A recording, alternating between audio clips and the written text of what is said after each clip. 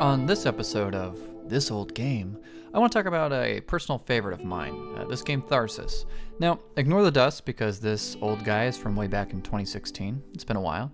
And I know even though it's got middle-of-the-ground reviews from Steam, a paltry 7 out of 10 from the hollowed and yowling masses, I think it's actually quite a nice game, and I want to show you what some of these touches are that they did that really help it out. First, let's discuss what Tharsis really is. It's a game that is all about random numbers and management of expectations. We, the existential we, are trying to pilot a broken and battered ship through 10 waves of unmitigated engineering hell. All the while trying to balance this delicate sanity of our crew who already didn't have much to begin with in the first place.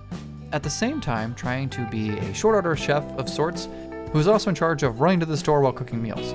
This is a metaphor here, so you're gonna have to work with me, but what I'm trying to say is that there are a lot of things one must keep track of.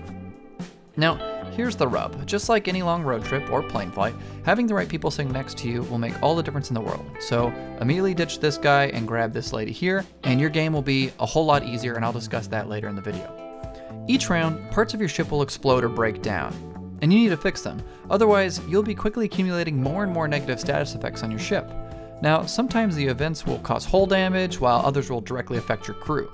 Every time you send one of your crew out to do a repair job, they will expend some amount of energy. In Tharsis, energy is represented by dice. Eventually, if you keep using the same people over and over again, which you will, they will fall to their minimum number of dice, which is 1. And 1 is not exactly an optimal number of dice to be at, so in order to fix that, you have to feed your crew, and this allows you to regain your dice. So now we know about all there is to know about the game as a whole. At its heart, this is a game about resource management, as I said earlier. In this case, we have the resources of people, their energy, total food supply, their actual health, and the ship's health. Also, there's all the things that can go wrong with the ship, and finally, there's the total number of games left in the round. This is actually a perfect number. The number of resources in a game like this should never go above 7, or it becomes too difficult and starts to require pen and paper. 7 is a magic number because it's more or less the maximum number of objects your brain can store in short-term memory.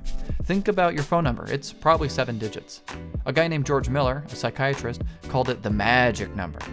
Now, this is something you can play with as a game designer. Adding more things to keep track of increases complexity.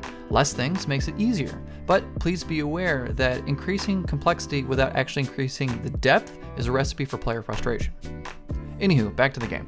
As you work your way through the various levels, managing to barely pay rent, keeping the damn ship from blowing up, you get little nuggets of story, and that's one of the things I really want to highlight about this game. It is, in my opinion, a perfect case study of creating a minimal viable product. It has some lightweight but haunting and interesting story, and a very understandable game loop. It doesn't take much, folks. A few Etch-a-Sketch drawings and some decent voice acting by literally one person. I see so many other games with much stronger technical pedigrees, with more robust mechanics, yet they fall short because they forget this part.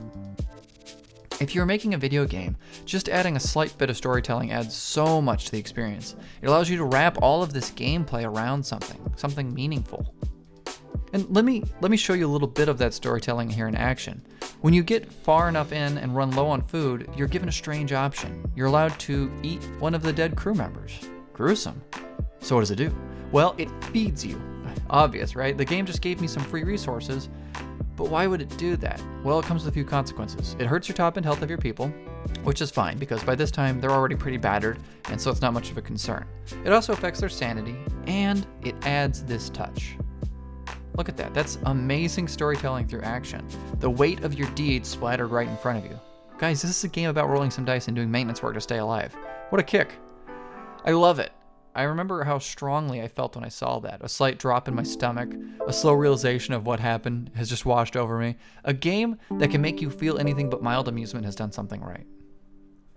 So I don't want to spoil the ending of this game, plus I died on level 6 anyways, and I was a little too tired to go back and try again. But what I want to tell you is that you'll have to make some sacrifices in order to make it to the end of the game, and the payoff is pretty worth it, I think. So you might be asking, if I like this game, why do people give it such average reviews on Steam? It's twofold. It's a little expensive and probably could be something like $9.99, and people don't truly understand what random numbers mean. It means you can roll a 1 like 7 times in a row, and eventually that will happen. Not often, mind you, but eventually.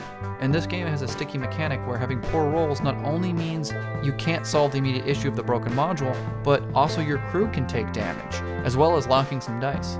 So, it ends up feeling like your actions don't matter as much and that randomness is bad.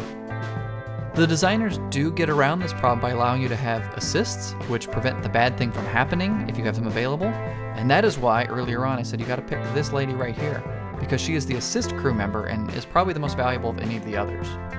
Now, I'm not going to give you a review score for this game because that's not the point of this video, but what I want you to do is to try to come up with one on your own. Play the game and beat it on normal difficulty. And if you're feeling spicy, try beating it on hard. It's very difficult. And then tell me what you think.